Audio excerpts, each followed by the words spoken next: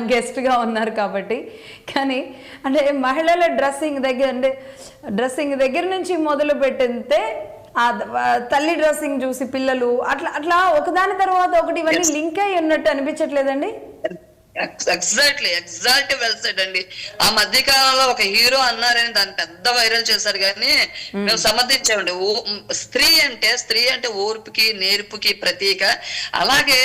అలాగని అంటే యాక్ట్రెస్ అయినా సరే అండి, మనం వాళ్ళు వేసే బట్టలు బట్టే వాల్యూ ఇస్తాం.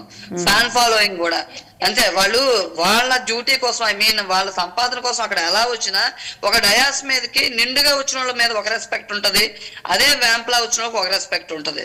అది మాత్రం ఎవరు కాదన్నా అవునన్నా నగ్న సత్యం అండి.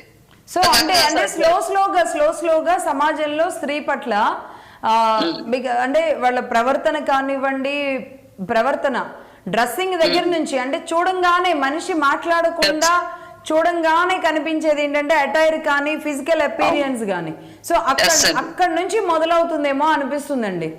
ఎగ్జాక్ట్లీ ఇది మన ఫారిన్ కంట్రీస్ అని కాదు. ఫారిన్ వాళ్ళు చీర కట్టుకుంటే ఇక్కడ మనం నమస్కారం చేస్తాం. వాళ్ళు అక్కడ సిచ్యువేషన్ బట్టి వాళ్ళు ఎలాగో ఉంటారేమో. వాళ్ళు మన సంస్కృతి సాంప్రదాయాన్ని కాపీ కొడుతుంటే మనం అక్కడ లేని సంస్కృతి సాంప్రదాయాన్ని ఇక్కడ అరువు తెచ్చుకుంటున్నాం.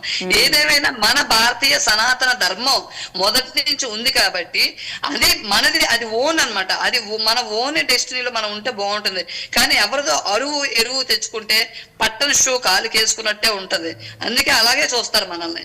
ఎందుకంటే కొత్తగా ఇప్పుడు మనం షో చేయడానికి అలా చేస్తే కూడా మనం భారతీయ సనాతన ధర్మాన్ని ఎంతో మంది దాన్ని తీసుకొని ప్రపంచంలో ప్రఖ్యాతిగాంచిన మన భారతీయ ధర్మం సనాతన సాంప్రదాయం, దాన్ని బట్టి మన స్త్రీలకి ఎంతో విలువ ఉంది.